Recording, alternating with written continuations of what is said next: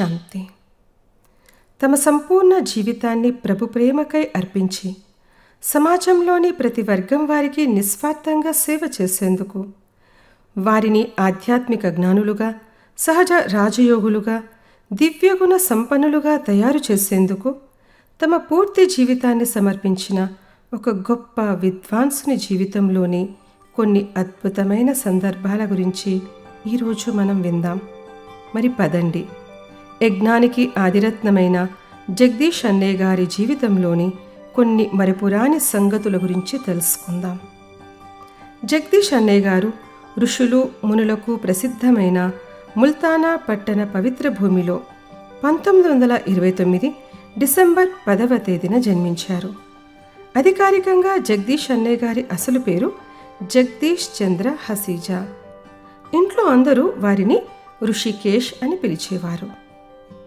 Almighty బాబా వారికి Manohar pool అని అవ్యక్త పేరుని పెట్టారు. దీంతో పాటు బాబా వీరికి గణేష్, సంజయ్ అన్న పేర్లను కూడా పెట్టారు.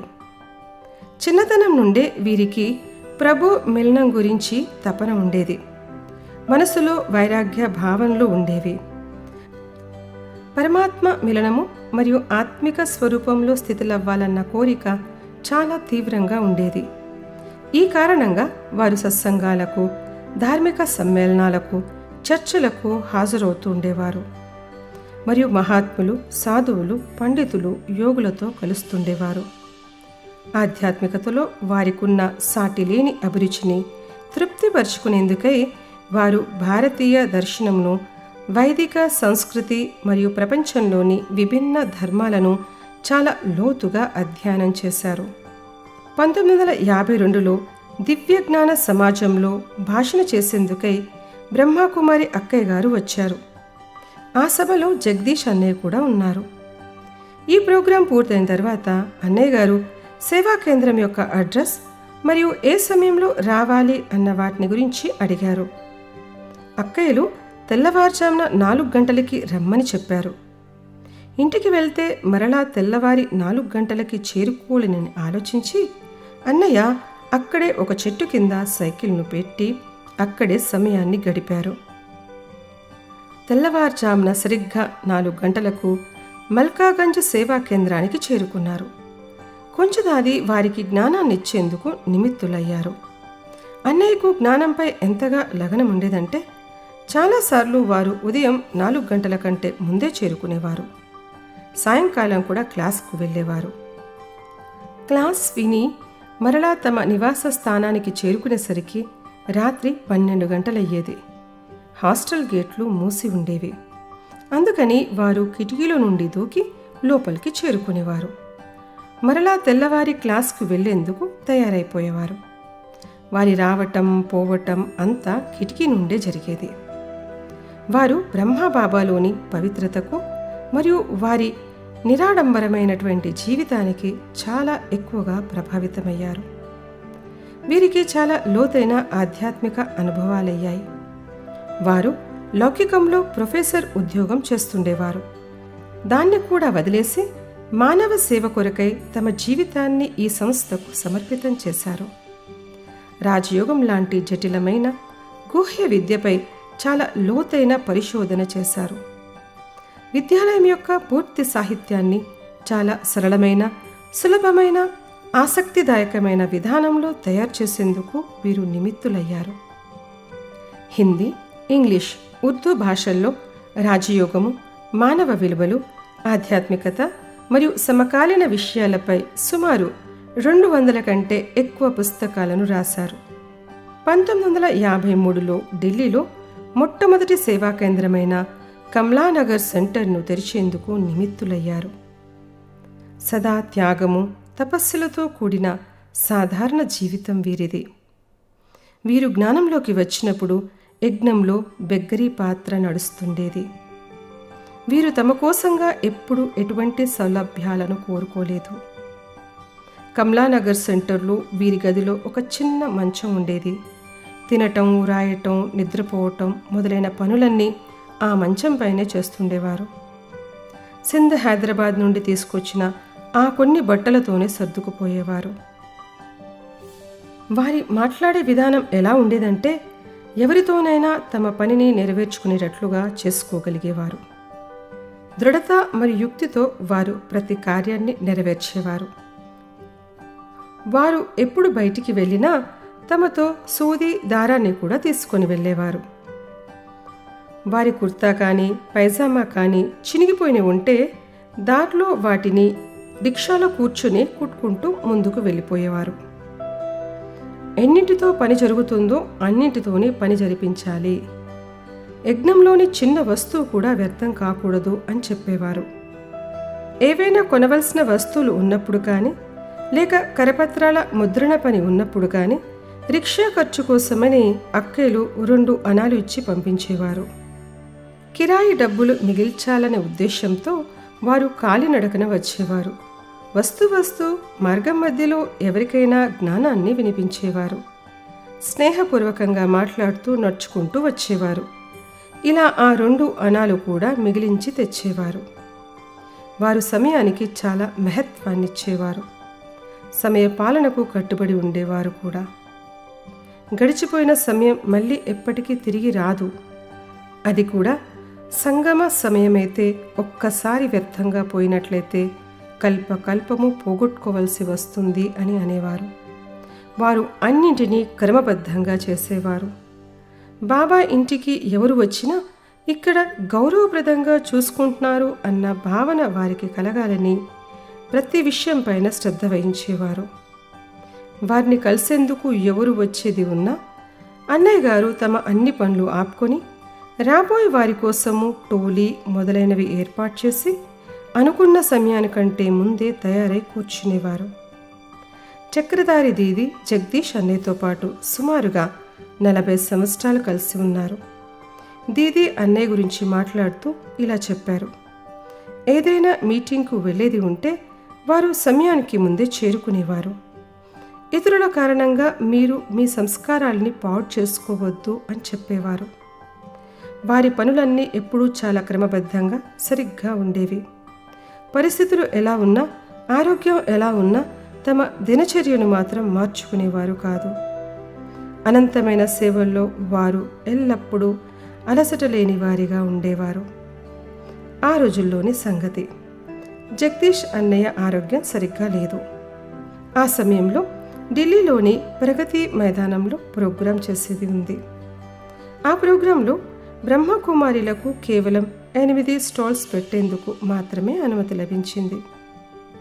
అన్నయ్యకు ఆరోగ్యం సరిగా లేకున్నా కానీ వారు అలసట లేని వారిగా అయ్యి కార్యాన్ని చేశారు. నమ్రతాపూర్వక అభ్యర్థన చేసి 15 స్టాల్స్కి అనుమతిని తీసుకున్నారు. అనుమతి తీసుకున్న తర్వాత కూడా తినటం, తాగటం, విశ్రాంతి తీసుకోవటం మొదలైన వాటి గురించి పట్టించుకోకుండా దగ్గరుండి అన్ని పనులు పూర్తి చేయించారు. చాలా పనుల్లో పరుగులు పెట్టడం, చాలా విఘ్నాలు రావడం ఉండేది. కానీ వారు చాలా సహనంతో అన్ని కార్యాలను పూర్తి చేసి కానీ వదిలేవారు కాదు. వ్యవహార కుశలతలో వీరు నెంబర్ 1గా ఉండేవారు. వీరిలో పరివారపు భావన చాలా ఎక్కువగా ఉండేది. విద్యార్థులకు ఎవరికైనా బాగోలేకపోతే అక్కేలతో పాటు వీరు కూడా వారిని చూసేందుకు వెళ్ళేవారు. క్లాస్కు వచ్చే వారిలో ఉల్లాస ఉత్సాహాలు పెంచటం, వారికి అలౌకిక పాలన ఇవ్వటం, స్నేహపూర్వక మర్యాదలను ఇవ్వటం మొదలైన విషయాలపై చాలా శ్రద్ధ వహించేవారు. మధువన నుండి కానీ లేక బయట నుండి కానీ ఎవరైనా అక్కయ్యలు, అన్నయ్యలు వచ్చేది ఉంటే వారిని స్వాగతించటం కోసం పూలను కొని తెచ్చేవారు. అక్కయ్యలను చాలా ప్రేమతో ప్రశంసిస్తూ గౌరవాన్నిస్తూ వారిలో ఉల్లాస ఉత్సాహాల్ని నింపేవారు. సేవా కేంద్రంలోని వాతావరణంను దివ్యమైనదిగా తయారు చేసే విషయంలో చాలా శ్రద్ధ చూపించేవారు. వ్యవహార కుశలతతో పాటు మన ఆంతరిక స్థితి కూడా నష్టమోహంగా ఉండాలి అని అనేవారు. వారు అక్కయ్యలను ఎప్పుడూ దేవీల రూపంలో చూసేవారు కనుక అక్కయ్యలను ఎప్పుడూ ముందుంచేవారు. వస్తువుల విషయంలో కానీ, భోజనం విషయంలో కానీ, సౌలభ్యాలు, కారు మొదలగు విషయాలలో వేటిని ముందు తమ కోసం స్వీకరించేవారు కారు. మొదట అక్కయ్యలకు ఇచ్చి తర్వాత స్వయం స్వీకరించేవారు. అక్కయ్యలకు మాతలకు భాషణ రాయటం, మాట్లాడడం మొదలగునవి అన్నయ్య దగ్గరుండి నేర్పించేవారు. జ్ఞానాన్నిచ్చే సమయంలో ఫలానా వ్యక్తి చాలా పెద్ద పోస్ట్లో ఉన్నారని వారి ప్రభావంలోకి రావటం కానీ, లేక ఎవరి పట్ల ఎప్పుడూ ద్వేష భావన పెట్టుకోవటం కానీ చెయ్యకూడదని అర్థం చేయించేవారు. జగదీష్ అన్నయ్య గంభీరంగా ఉండడంతో పాటు చాలా రమణీకంగా కూడా ఉండేవారు. కానీ రమణీకతలో అలౌకికత ఎప్పుడూ మర్చిపోయేవారు కాదు. ఒకసారి విదేశ సేవ సమయంలో న్యూయార్క్లో రమేష్ అన్నయ్యతో పాటు స్థూల సేవను కూడా, అనగా గదులను శుభ్రపరచడం, గిన్నెలు కడగడం, బట్టలు ఉతకటం లాంటి పాత్రను కూడా వారు ఆడుతూ పాడుతూ పోషించారు. వారి బుద్ధి చాలా చురుకుగా ఉండేది.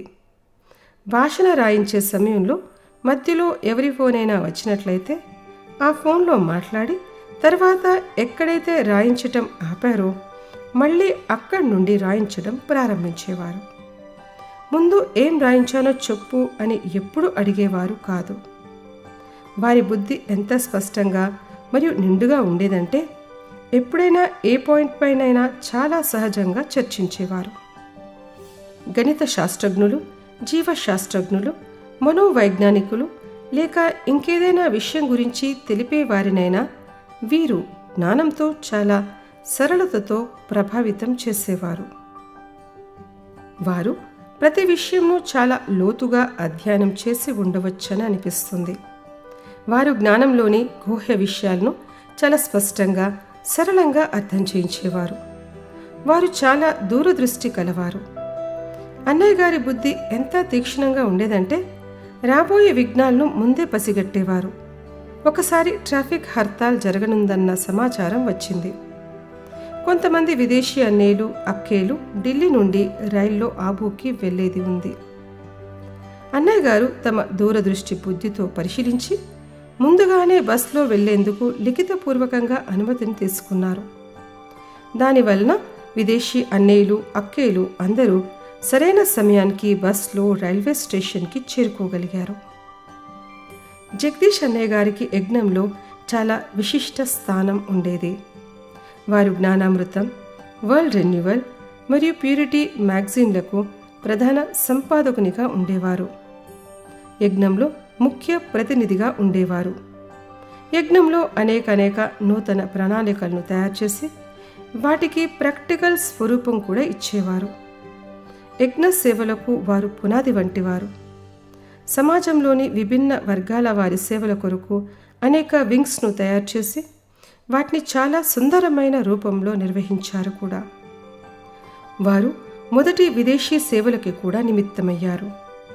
రష్యా, హాంకాంగ్, సింగపూర్, వియత్నాం మొదలైన దేశాల్లో కూడా వారు సేవలకు పునాది వేశారు. భారతదేశంలో 6,000 మరియు ప్రపంచంలోని 60 దేశాలలో 300 సేవా కేంద్రాల స్థాపన మరియు ప్రగతిలో వారి విశేష యోగదానం ఉంది. తమ ఆయుష్ 72 సంవత్సరాలని, కడుపులోని అనారోగ్యంతో తమ మరణం సంభవిస్తుందని తమ 62 సంవత్సరాల వయసులోనే చెప్పారు.